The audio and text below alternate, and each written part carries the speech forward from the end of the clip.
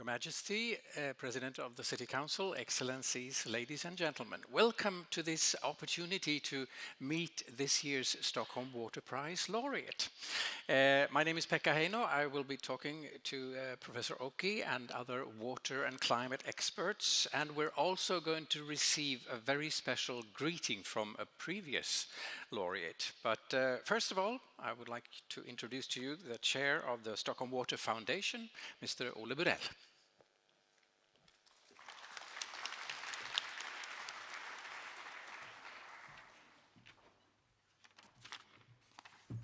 Your Majesty, Your Excellencies, ladies and gentlemen, dear friends, good morning.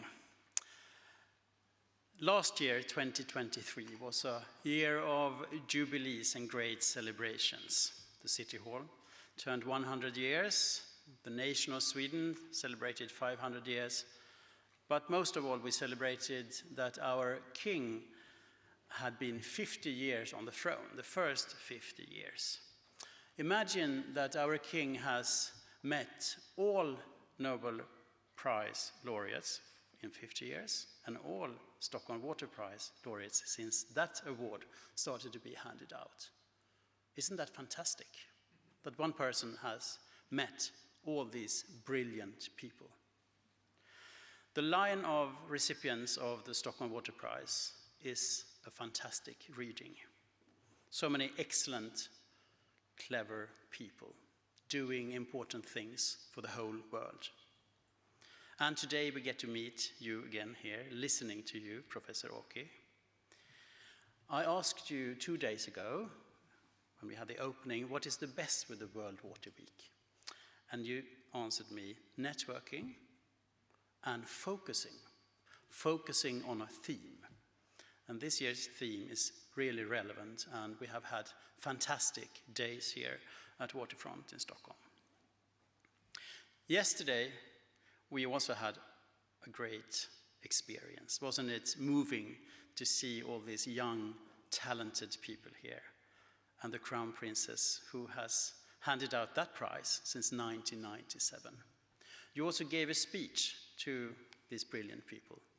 That was important. So in 2 ways, we link between the Stockholm Water Prize, the Senior Water Prize, and the Junior Water Prize, both with your speech to them yesterday, the Crown Princess being there yesterday, and her father, the King, being here today. So it all goes together. It brings a lot of hope to us and to the world.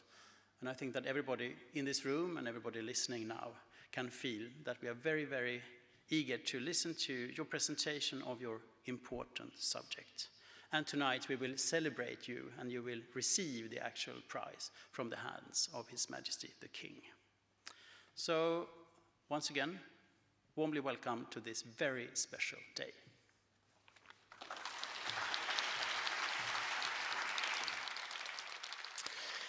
Thank you, Ole Burell, and once again, welcome to this stage, Professor Taikan Oki of the University of Tokyo in Japan. Thank you very much. I'm very much pleased to be here. And with us also, Professor Yan Zheng of the Southern University of Science and Technology in Shenzhen, China. Welcome. You're representing the nominating committee of the Stockholm Water Prize in this talk. Now, Taikan, this is far from your first visit to Stockholm. You've been to the Water Week and Water Prize how many times? Already, it's a 4th time for me. But first time was in 2002 and 3, and a little bit a gap between that third one and second one. That third time was 2019, so that 5 years ago. We have some photographic evidence of you having been here before, so we can see. Now, be honest, Taikan, was it in your hopes and dreams to one day receive the prize? No, I have never dreamed such an, Are you honest now? No, I'm very honest. Well, but I had a dream to get the Nobel Prize, actually, when I was an elementary school student. Ah. Yeah, I wrote in, essay of the album of the graduation. Okay, I go to the Kyoto University and get a PhD in physics and get a Nobel Prize. Okay. Very bold at that time. Yes. Yeah. You did whatever you had to do to meet the king. Oh, yes. Yes. And what did it feel like when you got the call? Was it in February? Oh, I thought that could be some, trick. Ah. So international, fake and get some money from me. Okay, how can I believe? Okay, you will awarded $150 for your award, and I thought, okay, maybe later. Oh, for the bank transfer, you need to pay this amount. Yes, exactly. Yes, that's very good that you're aware of these things. Now, I'm going to quote some of the things that made you the laureate. Your work on sustainable management of water on a global scale, the inclusion of human activity in the water cycle, and a more accurate depiction of the world's rivers flows. Anything we need to add, Jan? Well, we chose Professor Oki for his work on these different colored waters. That's right. So hopefully he'll tell us about these colors and what they mean. We're going to get back to that, but well, if you want to, we can start there. You know that when I started my research on the global hydrological cycle, that the climatologists never thought that rivers in their perception of the climate system. So rivers or the groundwater, these are excluded from their perspective on climate. But since I'm hydrologist, I want to see that rivers within the climate system. And I knew that the impacts of the river flow fluctuation may have less impact to the climate system. However, the application of climate prediction, like the climate change or the others, we need the rivers in the climate system to recognize how that matters for the human society. Therefore, I want to see that the rivers in a climate model. Rivers are very important when it comes to becoming a laureate of the Stockholm Water Prize. I mean, we have with us last year's laureate, Professor Rinaldo, and we talked on this very stage about river networks. Yeah. When I think about rivers, it's, to me personally, it's like rivers have always been important to mankind, but I think we've done what we can to abuse them, and now taking them for granted. Do you agree? Go ahead. I'll go next. Okay. What can be done about it? Is that easier to? Yes, answer? and river flow are fluctuating naturally. For example, that in the case of Japan, small islands, the rivers fluctuate that the lowest minimum flow of the year is just 1% of that flood flow, the maximum flow in the year. So how to regulate such a big fluctuation to realize the stable water use is a big issue. And if you're in a developed nation, you can somehow manage the river water wisely. But if you're still under development, that sometimes you cannot manage the river water well, and you have the water shortage, or you have too much water to damage your properties or even your lives. Yeah, I think the rivers, your point is that we're abusing the rivers. And I think we have been overused, maybe abuse is a little bit extreme, for a very long time. I walk around Stockholm, you see this beautiful settlement, but we have to tame the river, so we restrict their movement. They no longer can freely migrate, because they change courses.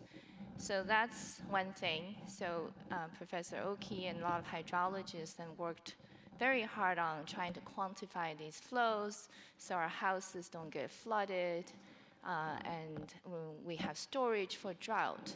And I was just walking by the water statue that was donated by our King, the Majesty, on the big Esplanade yesterday, and we always have to remember water also carries substances, and in this case, chemicals like nitrogen and phosphorus.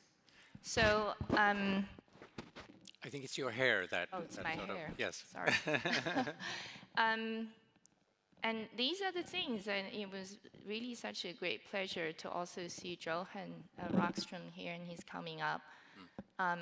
And these are the things that keep some of us awake at night, because these things go to the ocean, and then we have harmful algal bloom.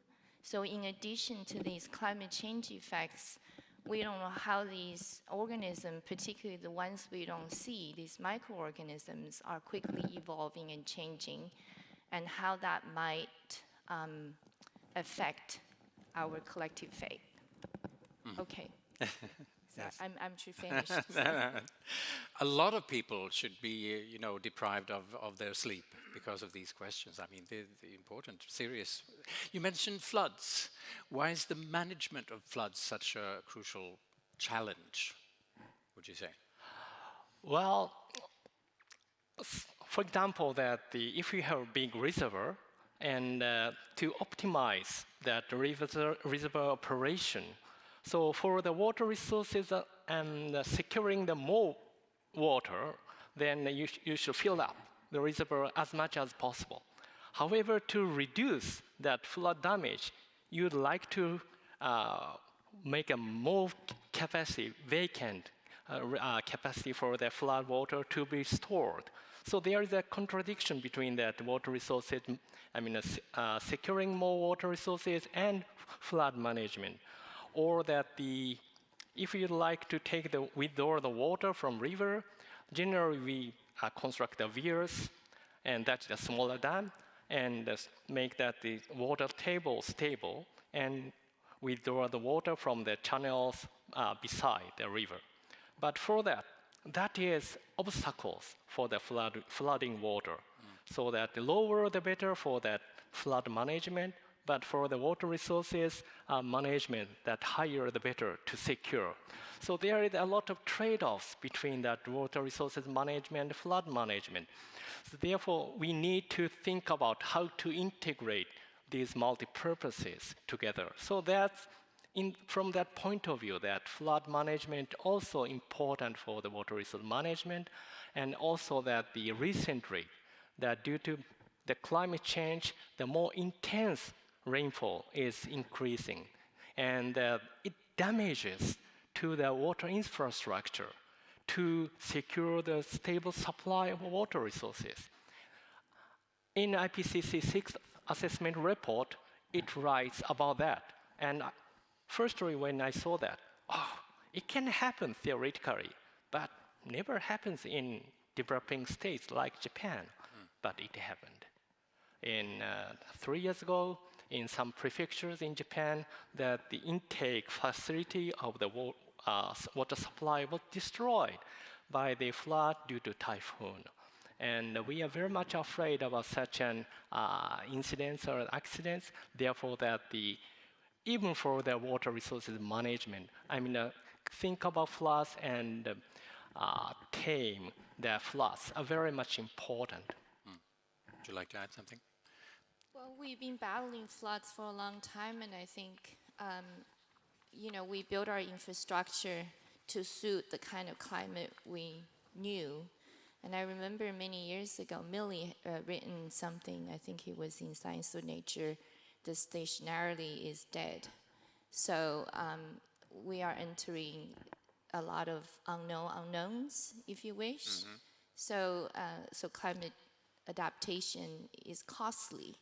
And what's really concerning is, Japan obviously is very well positioned, but even then there's a problem. So if you think about all the other poor places in the world, it'll be even more devastating. So the inequality in our ability to adapt to climate change and our experience with it, I think most of us will experience climate change through water. I'm quite convinced of that, and probably through flood. So that's a little scary. It is.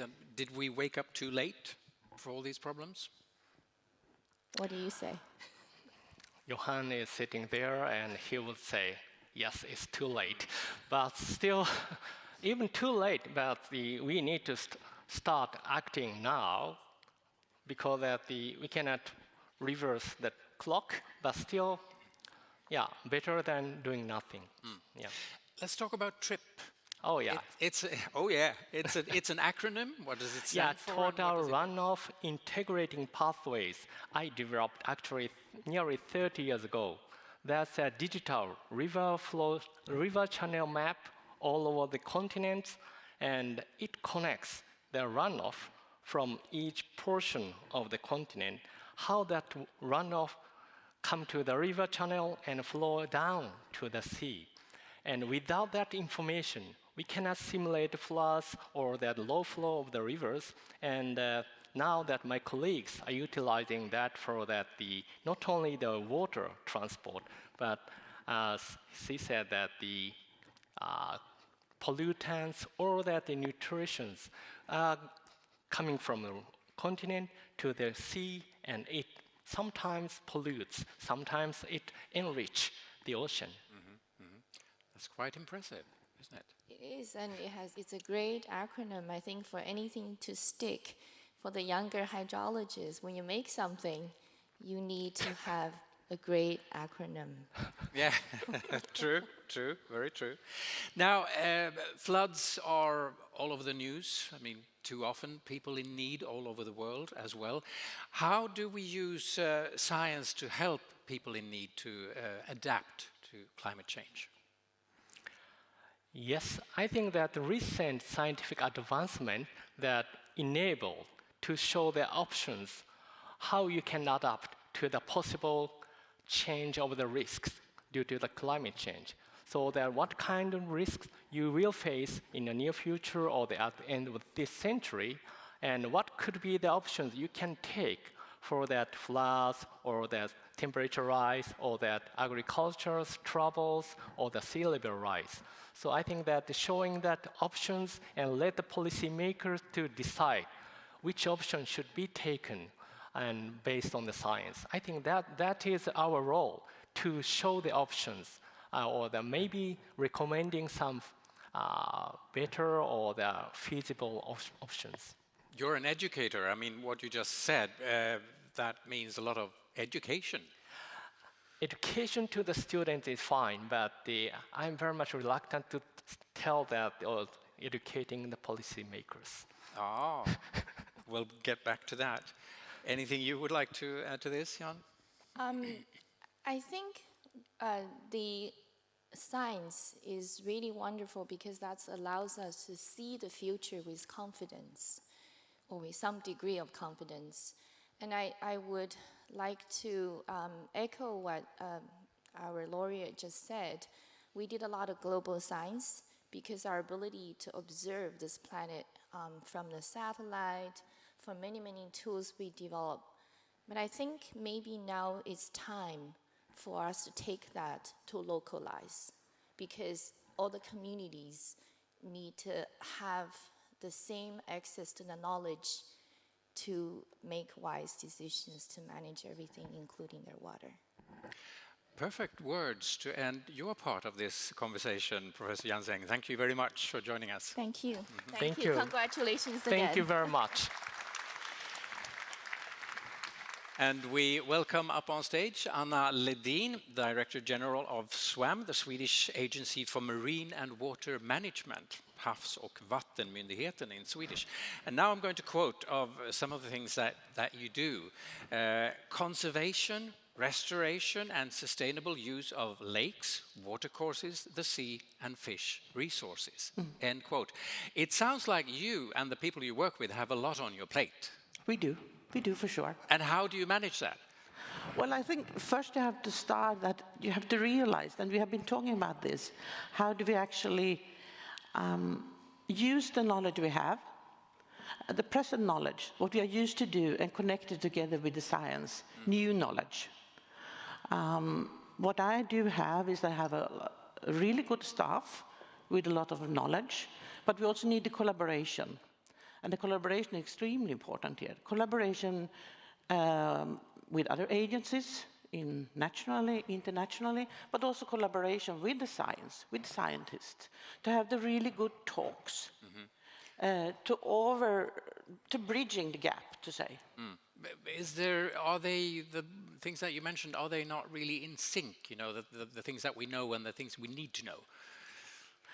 I think that is part of the problem, yes. I think that when you're working in the municipality or the region or also on a national level in the agencies, we have a way that we use to handle things, right? That's what Jan Zeng said as well. Yes. Yeah, exactly. It's the same. That's the way we used to do it. And it's very difficult to decide to do something very different. We need to make the small movements. But in this case, maybe we need to make the really bold movements to make the real big challenges. And here I also think it's a question of understanding each other. I think that discussions between scientists and us working in the authorities needs to be strengthened. We need to really have the really close talks. What is actually the problem? How do I understand this? How do you understand this? And how can we make the movement? Do you agree? Oh, yes. And I think that we have to admit, we mean the scientists should admit that we tend to tackle with the problems we can solve. However, then in reality, as you said, that we have to tackle to that issues should be solved, the right thing. But of course, there are many situations that, for example, if you need to write a doctoral thesis, maybe you need to tackle with something you can solve within a few years. However, in the long run, we have to tackle with the issues that the right thing we have to solve. And for that, as you said, we need a communication. What is the real issue we need to tackle with and solve it and contribute for the society? Is there a danger of too much research for its own sake? You mean too much research? For its own sake, I mean, not leading to something more concrete. Yes, of course. That is that we have to admit. However, in my case, I have been collaborating with the Thai kingdom for 30 years, and going there doesn't directly connect with my own research articles. However, it helps me to understand the real situation there. And good thing for me is I know that the hydrological situation in Japan, and knowing that other parts of the world quite different from Japan case, the Thai kingdom, helps me to do the research on the global scale. And also that how that global scale knowledge can be applied to make the situation in Thailand, for example, better.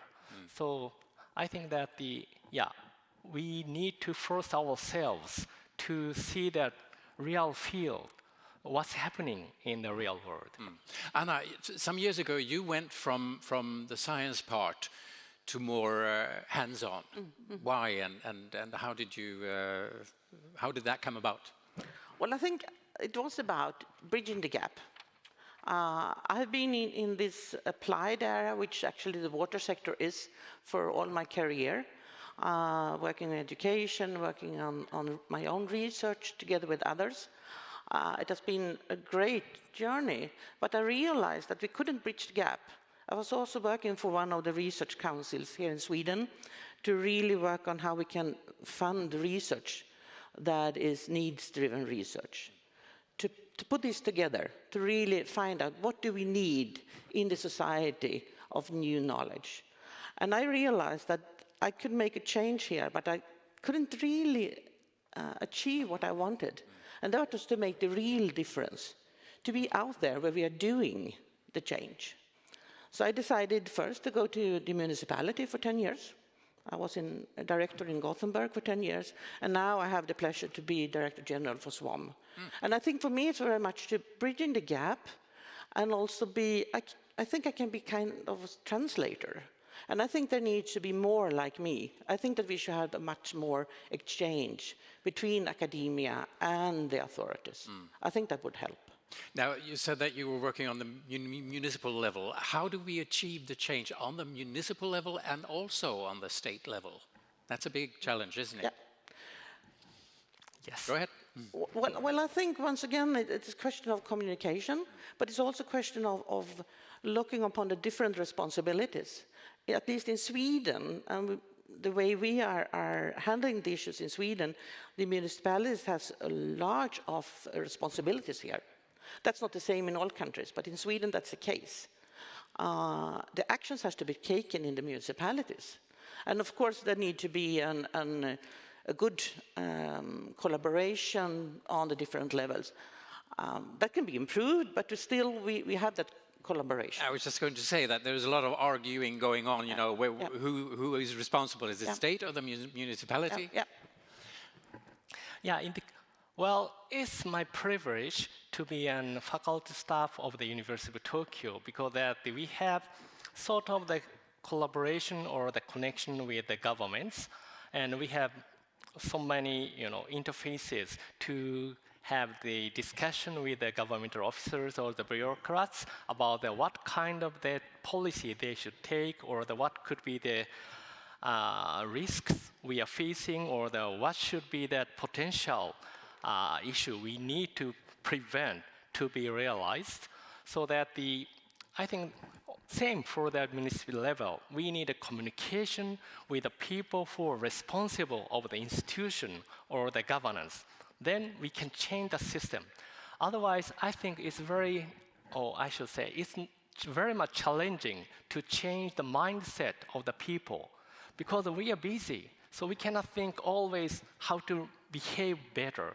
So we need to change the social system. Then our natural behavior can be aligned with that feasible, better, or the favorable way of the living. So not the mindset. I have it on good authority that one of your superpowers is to really reach the decision makers. What's your secret?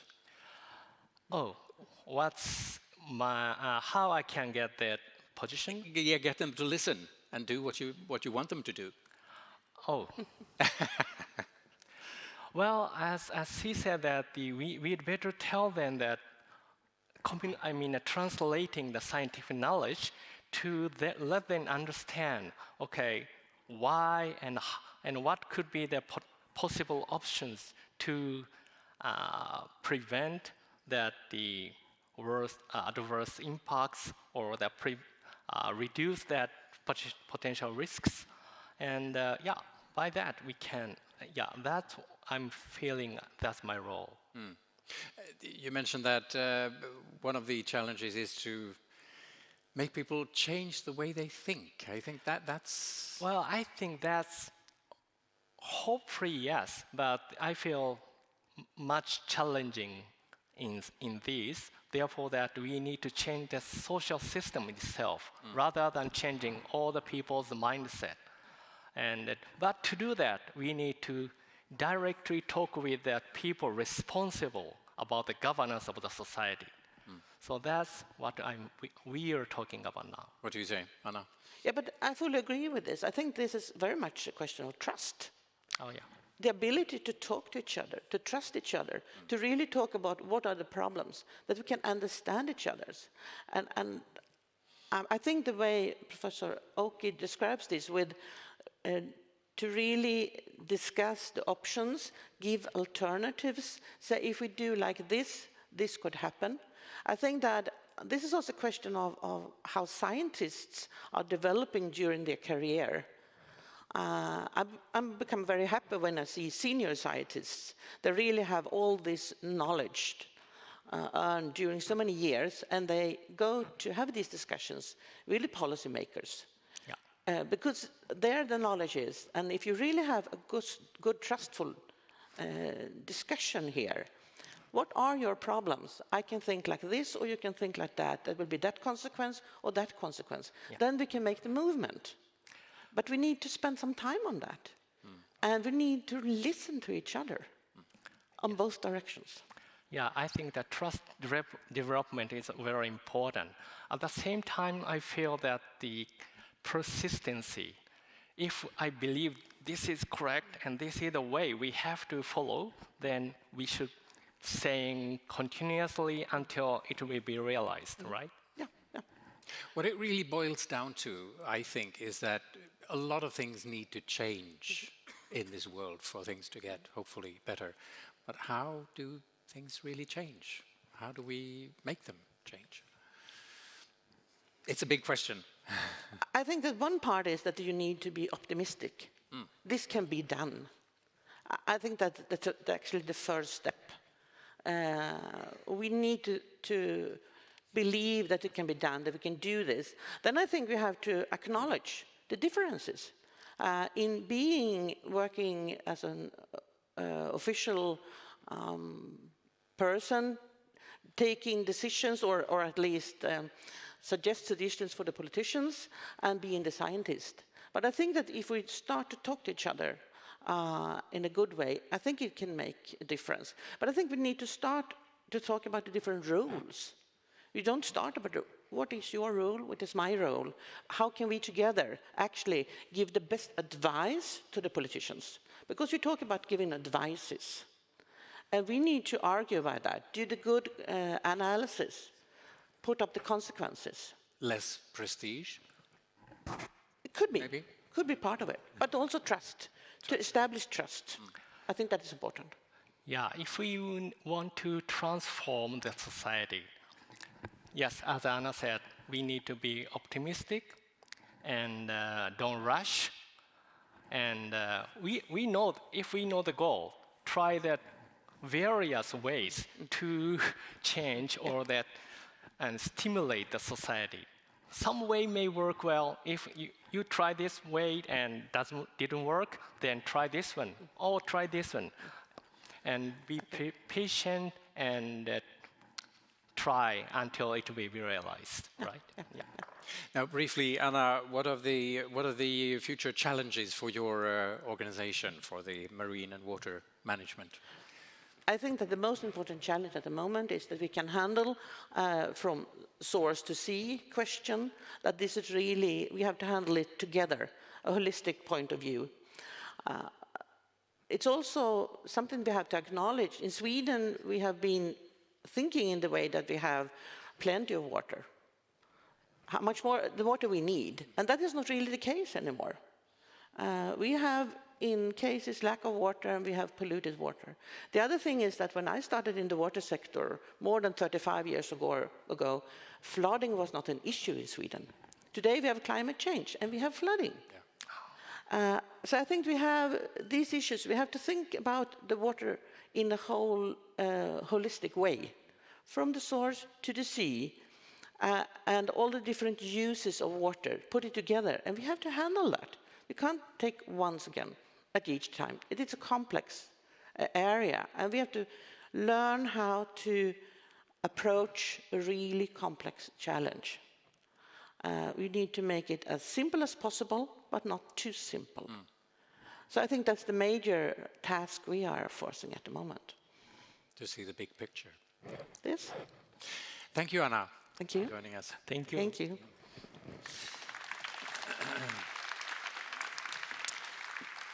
We welcome Jakob Granit, who was actually right where Anna is now at SWAM. Now, Jakob, you are the Director General of SIDA, the Swedish International Development Cooperation Agency.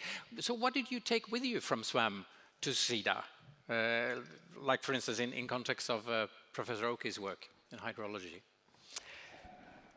Good question, what I took with me. I think we have talked a lot about how difficult it is to understand the role of hydrology and water resources in societal development. Water translates into all sectors of society, into energy use, into agriculture, into urban issues, health, and so forth. So to understand the role water plays in our economic development and social development and environmental and ecosystem services is essential. And that's what Professor Oki's work has contributed to. But what I took with me, I think we talked about here, this need to speed up and accelerate the understanding and the management of our water resources. What we have done over time, and which I've learned as Director General of the agency, is that we have very, very complicated legislation that we built up over time, and it's also very much sector-oriented.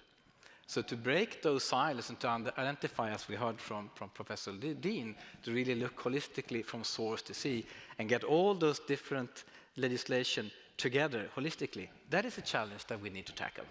And how do we do that? It sounds, I don't know, way too big. Well, acceleration in terms, I mean, we are looking at management, right? This is how do we manage a resource that has this very, very important perspective for all of society. So we have built the legislation in silos. Now, what we can do, and which is what we have been really addressing in Sweden, and we need to do more, it's my view on that, but also regionally through our EU collaboration, and then globally through different norms and so forth, is to try to begin to establish institutions that manage the resource holistically. It could be at the watershed level, larger at the river basin level, and as I spoke about at the opening here, at the Baltic Sea level with its basin, and then through UN system and other which sets the norm. So institutions are critical, where we can get the different actors to come together under the legislation we have and make those trade-offs that Professor Oki talked about. Well, water knows no borders, really. No. I mean, even though people like to, draw maps and say that your part of the river ends here and our part starts.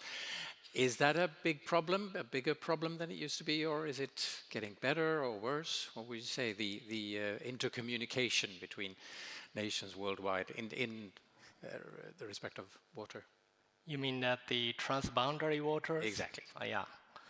So still that there are many river basins or that the transboundary aquifers that the nations has some conflicts or the abuse, and the solution is similar to that previous discussion. We need to develop trust each other and share the information.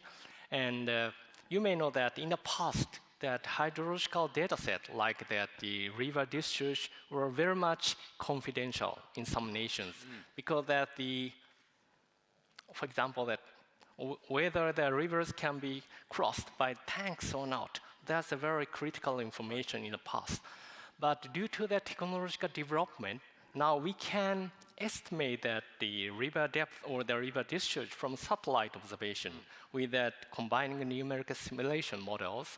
Therefore, that it's no use to make them confidential and share the information, and better to discuss over the common scientific database. I think that helps to manage that the transboundary aquifers of river basins better. Jakob.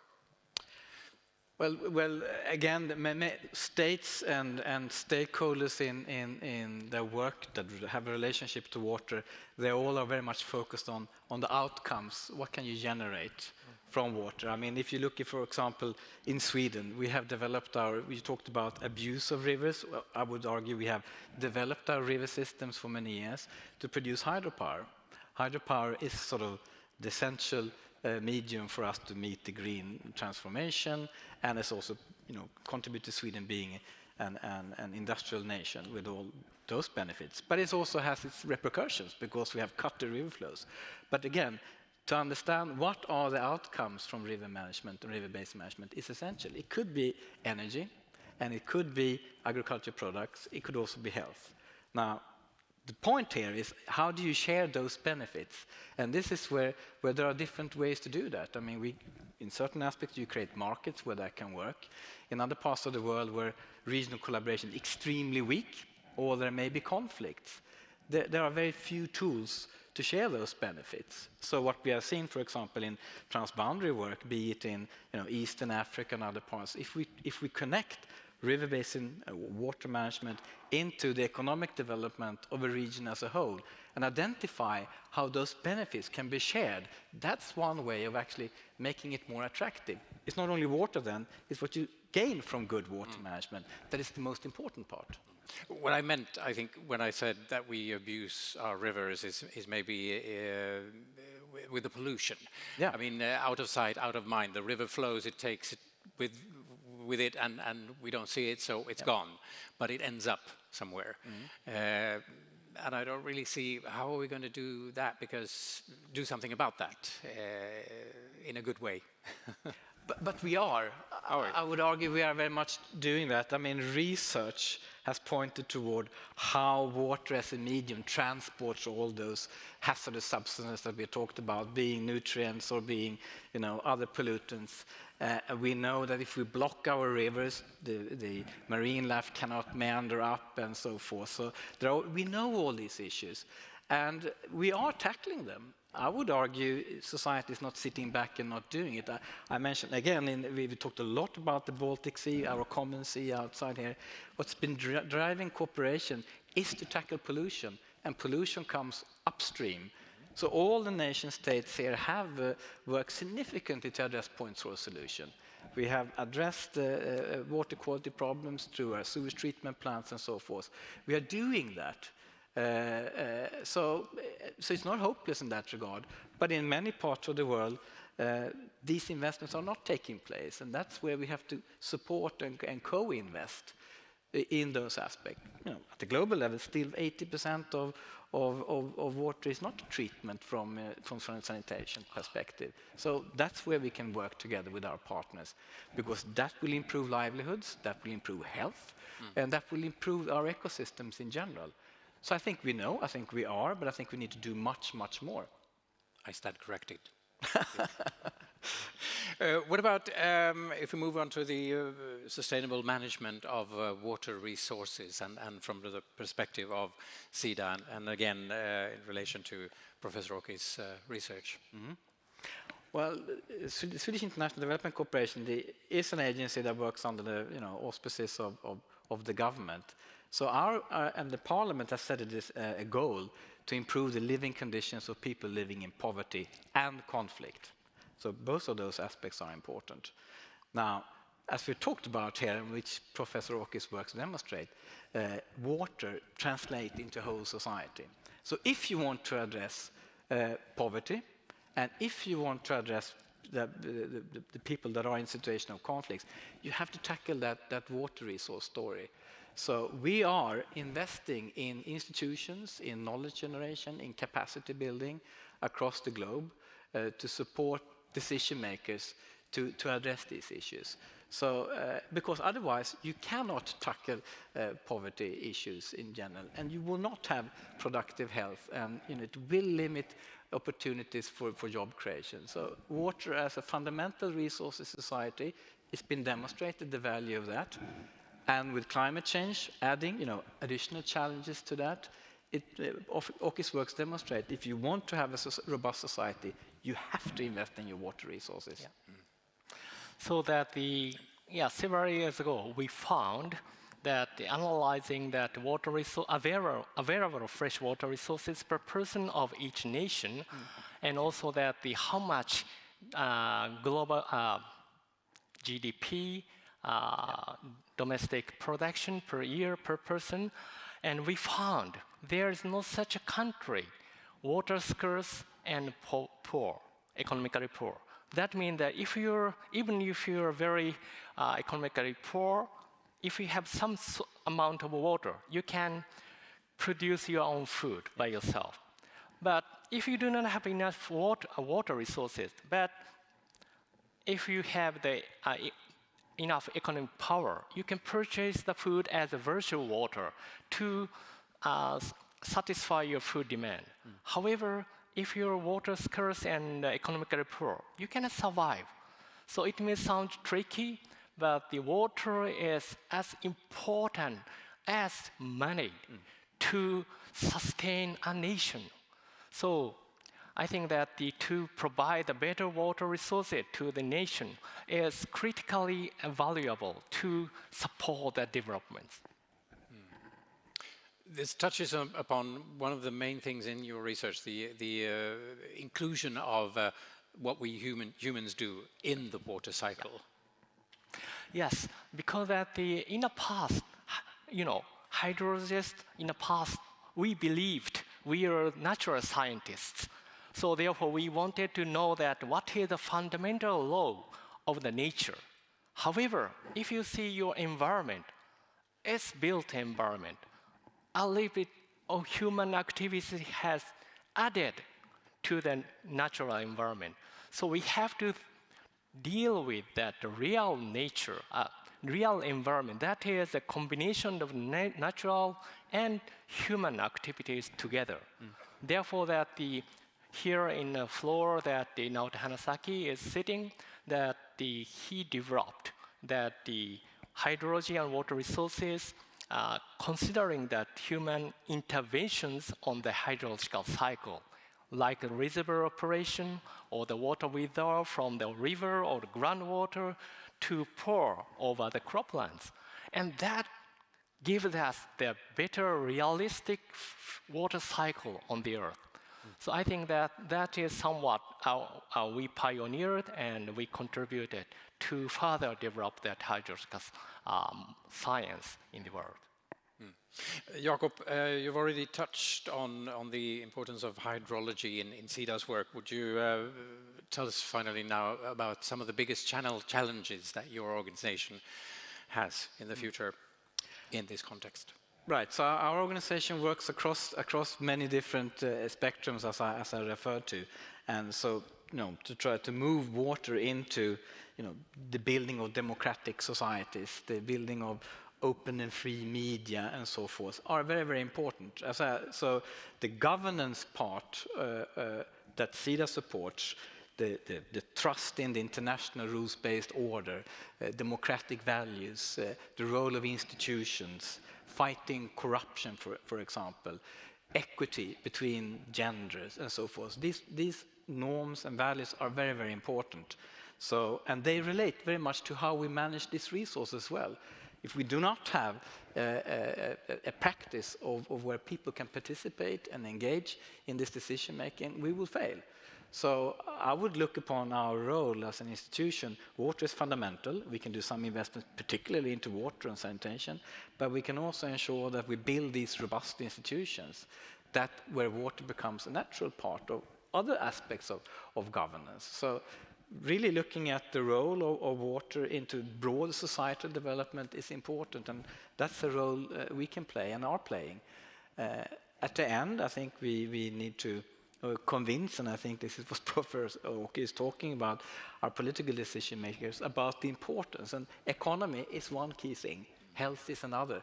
So to use those arguments to ensure investment institutions, democracy, international rules-based orders and so forth are adhered to is important, and we will do that on the behalf of the Swedish government. Yeah, I think that under the development perspective, that among the 17 sustainable development goals, that many researchers proved that there is a good synergy between water and poverty or the food production or health, so that as you said, that achieving that the SDG 6 on water will make the other goals as well. Yes. So that of course, you can come from that agriculture or the education, but water could be a very good entering point to make that the sustainable development of the regions where needed. Absolutely. Thank you, Jakob Granit, for participating in this talk. Thank you. Thank you. Soon we will welcome our fourth and final guest up here on stage, but before that we have a little greeting from the 2019 Stockholm Water Prize laureate, Dr. Jackie King. She received the prize on the basis of her work on water flows and global river management. She committed some of her prize money to the rivers of Africa. And one of the projects is a film about a particular river which was virtually dead when she saw it first in 1992.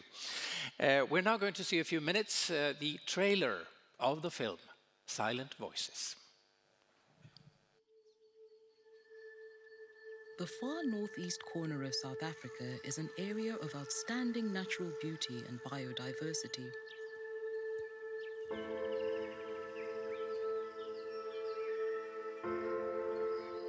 The Luvuvu River flows through it, joining the Limpopo River at Crook's Corner, where South Africa, Zimbabwe, and Mozambique meet.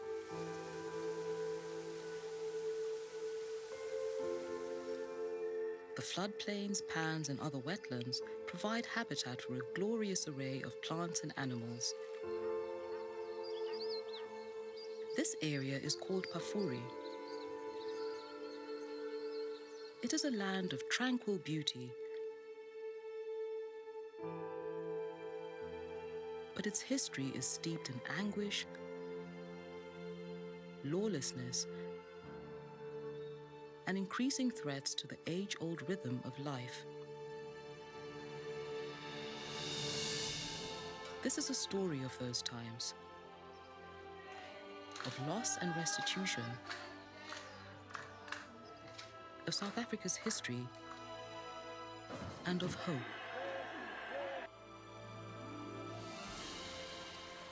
It is also a story of innovative South African science and a conservation success story of global significance.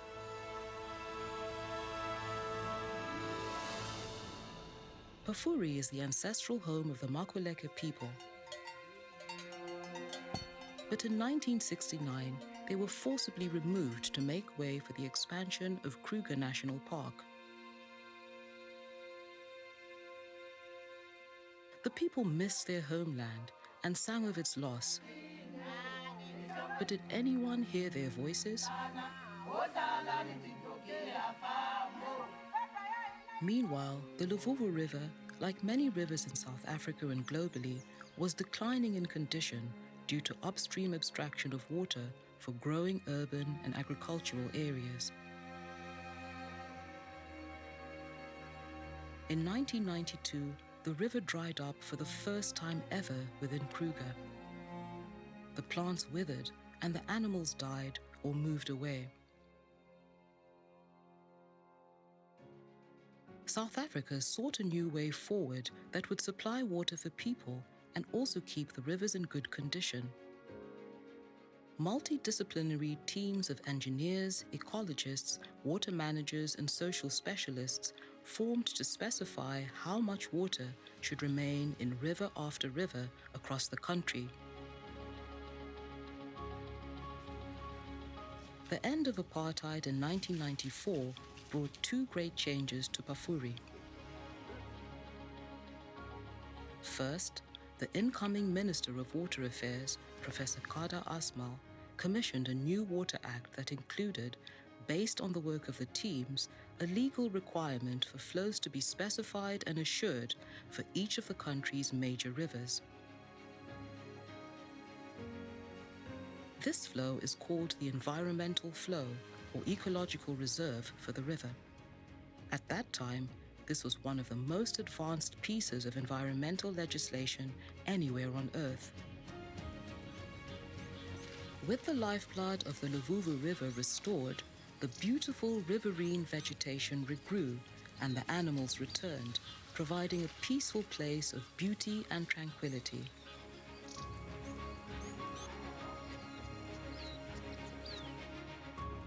Second, a new 1998 Land Reclamation Act allowed the Makuleke to reclaim their ancestral land.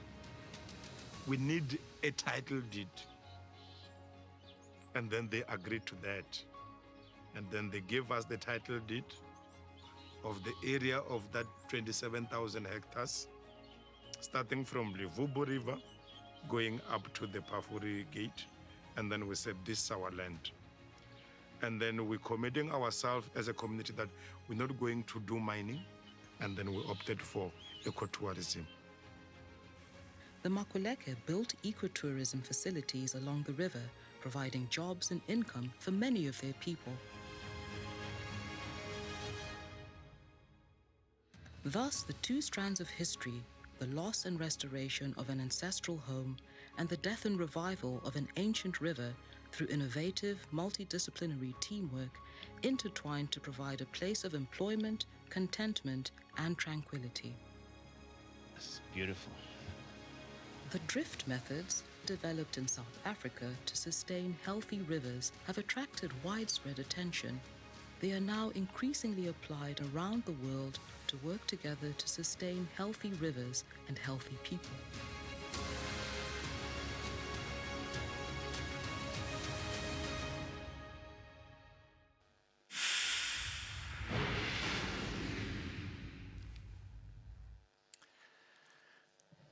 It must be added that whilst working on this film, Dr. King has been battling cancer, so let's just all together send her the best possible thoughts, and she has a hope that the film in its entirety can be shown here at the World Water Week next year, so fingers crossed. We've been joined by Professor Johan Rockström, welcome. Thank you. Director of the Potsdam Institute for Climate Impact Research and a leading scientist on global sustainability issues and also global water resources. Now, it was said here on stage some time ago that Johan is probably saying it's too late for everything, and you were vigorously shaking your head, so maybe you want to comment on that to begin with.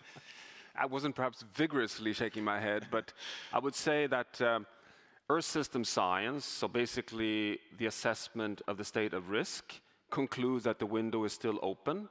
It's rapidly closing, but if we take an integrated approach, and particularly as Taikan points out, integrate water across all areas from climate change to biodiversity, land system change, air pollutants, we still have a chance of a manageable future for humanity on Earth. But if you load in the geopolitics and all the inertia and what Jakob talked about earlier about slowness in terms of governance and legislation, you may come to a different conclusion. But I stick to my, hard conclusion to say that the necessary path is still open. It's a choice for us whether we succeed or fail. But if we look at the top leadership, I mean, the people who really decide about what happens in the world, do they care enough about these matters? Well, the answer is not black or white there. You could argue on the one hand that they do care. We have a global legally binding agreement on climate. We have a global legally binding agreement on biodiversity. We had a recent freshwater summit. I work quite closely with Ngozi, the head of the World Trade Organization. She wants nothing but a decarbonized global trade system. There is a lot of recognition. The problem is that they still handle sustainability and water as one among very many priorities. As if you wake up Monday morning and say, well, what's my issue today? I put a pause button on climate and biodiversity because now I have some jobs or some criminality or some migration issues, or a war or similar. The dilemma is that we need to scientifically communicate that there is no peace or health or security, as Taikan pointed out earlier, without first addressing the framework of sustainability. That has not sunk in properly. But I wouldn't say that leaders are kind of ignorant to these questions. It's just that they haven't understood the full seriousness, and they haven't understood that this is the vehicle to success and prosperity and equity to the future. So, we still have a task here, as Taikan has been pointing out several times today. Well, since we're getting closer to the end of this talk, I'm going to get a little personal, because in my little world, my conviction is that if we don't do everything we can about the climate issues, the environmental issues, water issues, we can forget about economic growth and finances and such, because there won't be a world left to worry about that in. You're absolutely right. It's just, what is it now, 4 weeks ago, the most prominent economic analysis so far was published in Nature, showing that if we follow the path we're on today, just freshwater extremes, droughts, floods, food insecurity, combined with heat waves and its effect on labor productivity, will reduce global economic growth with 19% already by 2050. That is $38 trillion per year, 20% almost of the global economy, just over the next 25 years being drawn down because of us doing nothing. So you're right. There's a lot at stake here. I mean, it's an existential question. The window is still open, but if we continue the path we're on, we're really on a dead end.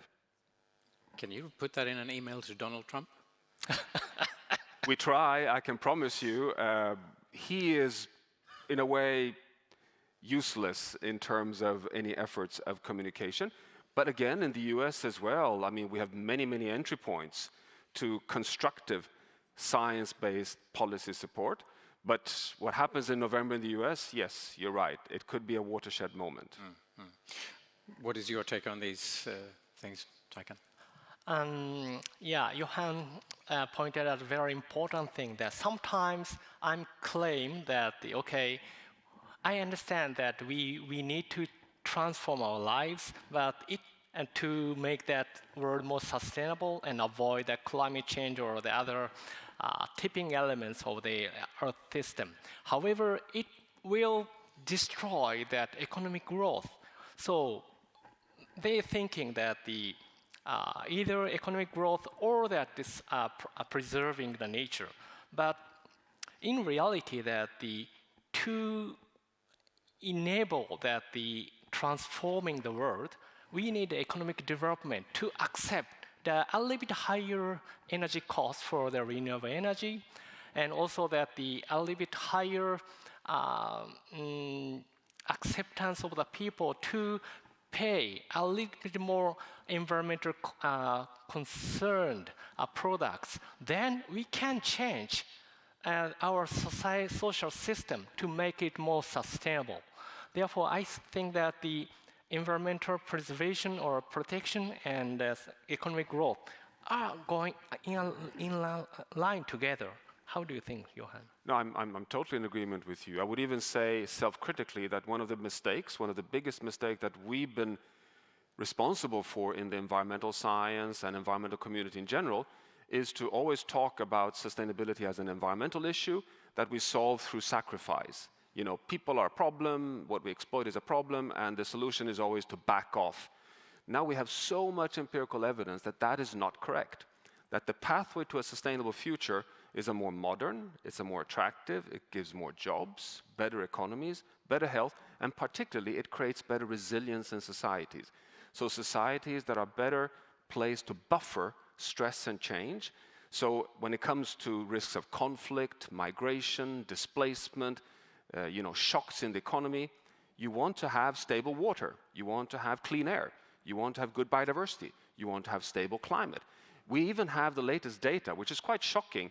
You know, you have been pioneering, Taikan, on mapping the global river systems in the world with all its variability, but we also have proof today that 40 to 60% of the very source of the water in the rivers, which is rainfall, actually originates from evaporation from land to downwind portions of land. So it's not coming from the ocean. It's like 40% coming from the ocean, but the bulk comes from land. So for example, if China wants to secure its freshwater input, it better have good relations with its neighbors upwind. Who are they? This is Uzbekistan, Ukraine, Russia, the Baltic states. This is a geopolitical bomb that we need to recognize that water can only be managed as a collective good, and that gives better peace, better conflict resolution, and actually more stable society. So you're right, Pekka and Taikan, that it's not a sustainability, it's not an environmental issue. This is all about security and stability. But it is a fact that rainfall, freshwater supply is changing across the world due to humans absolutely having caused global warming. Every 1 degree of warming adds 7% more moisture to the atmosphere. So we're powering up the hydrological cycle. That gives more precipitation. Is that a good thing? The answer is no, because it just gives more extremes. And that is what leads to all these landslides, these floods, extreme droughts. So you can actually say with very, very clear scientific evidence that victim number 1 of climate change is freshwater change. That is a clear statement today. But we also know, as Taikan points out earlier, that water is also a feedback dynamic, because you need the fresh water to keep your photosynthesis running, which regulates carbon sequestration. So it's a feedback dynamic. If you mismanage water, you'll have amplified warming. So you don't want to run down that bad track. You want to have that positive track. But again, we can turn that around, because with good water management, we can sequester more carbon, build more biomass, and thereby have more healthy ecosystems and kind of recharge the system. Yeah, wow, you said everything about it. Yeah, we say that the water is the mechanism to deliver the adverse impacts of climate change to human society. Therefore, that the climate change is really the change of water cycle on the Earth. And Johan said 7% increase, 1 Celsius degree of the temperature rise will increase that the saturated water vapor pressure in the atmosphere 7%. Actually, that we investigated more than a decade ago that in the past, if we collect that the daily temperature 10 Celsius days and see that top 1% intensity, then higher temperature days, we had a 7% higher extreme rainfall recorded everywhere in the world, especially in Japan. It was just online with 7% increase by 1 Celsius degree. So it happened in the past already. It's not a prediction. It is happening, and it will. So I was impressed that I think Anna said that in the past in Sweden, there was no issue about flooding, but now you have. Yes, when I was a student, I learned, Japan has both flood and drought, but in Europe, they don't have a flooding. Therefore, they only concerned about water resources, the water shortage. But that's not true now. So it's very impressive, but it's happening already. Now, before we move on to other topics, there are several common denominators between you two gentlemen. I'm thinking of a person who has been described as one of the strongest voices in the water world, Malin Falkenmark, who passed away in December last year. And she has been also described as a world-renowned professor of applied and international hydrology. Your view on her legacy, what would you say? Do we have an hour? No, I mean, as we know, and we all know, I think, I mean, Malin is, the mother of integrated water resource thinking and doing. She was the person who brought the whole green-blue water framework to the fore. Jan Lundqvist is here. Many of you have been working through your careers with Malin, inspiring research of how we can be stewards of the integrated water resource management system for human and environment. Jackie King, who was the previous laureate, was very inspired also by Malin, and I think both Taikan and myself have been, looking up. I mean, your pictures from Taikan in 2002 was actually at a Stockholm Water Symposium where both Taikan and myself were elected as future water leaders by Asit Biswas at the time. And it was Malin Falkenmark who was our mentor throughout that whole initiative. Yeah, when I met with Malin Falkenmark in 2002 at the reception of this World Water Week, and I learned, I was very much excited to see such a high-profile figure in the field of hydrology, and discuss about green water, blue water issues directly from her. It was my privilege, and I was very excited. But I asked Malin about that. I know Johan Rockström, 22 years ago, so he was not as famous as now, but she said, he's my creation. Which is true, by the way. So it was very impressive, and Malin was so much proud of Johan at that time. And but at the same time, when we discussed about the green water, that she said, that FAO defines the green water differently from my definition.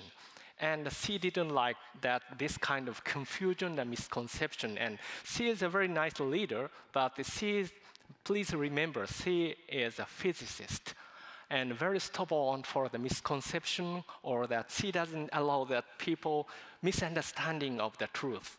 So I think that you know much better than me, but... Pekka, just a short story about Malin, which I know Hub Savenay will in particularly appreciate. I think you're here in the room. When I finished my PhD, Malin was my supervisor. What she gave me as a present was a bicycle helmet. She says, you now have to use this every time you bicycle because I've invested so much in your brain. That's good. That's good. Hub is a great cyclist. So now I have a helmet all the time. Of course you do. Now, to wrap up, what are the next uncharted waters, the big research questions and challenges for the future? Well, to me, I'm now interested in how the water availability or the water disaster risk matters for the human habitats, where people live, what are the choices within the region to live or that they migrate. So I think that kind of interaction between that hydrological condition versus social change, I'm very much interested in and would like to work together with my colleagues. Yeah, no, I think one of the big challenges that we're working on right now is on planetary stewardship, the recognition that we now have to govern the whole planet, that we are no longer this small world on a very big planet. We are this huge world on a very small planet. And freshwater, as pointed out earlier, runs across all the Sustainable Development Goals. We cannot have a stable climate without managing the global hydrological cycle, but it all goes from local to global. So I think this challenge of really bringing water across sectors to the global level is in my view, a major scientific challenge. Thank you, gentlemen. Thank you to all the other guests up here on stage, and thank you all for listening. Professor Oki will receive his prize tonight at a prize ceremony and a banquet at the City Hall. And we would now like to thank the founders of the Stockholm Water Prize and also the Royal Swedish Academy of Sciences, the City of Stockholm. And now, dear guests, it is time for coffee. So, would you please rise?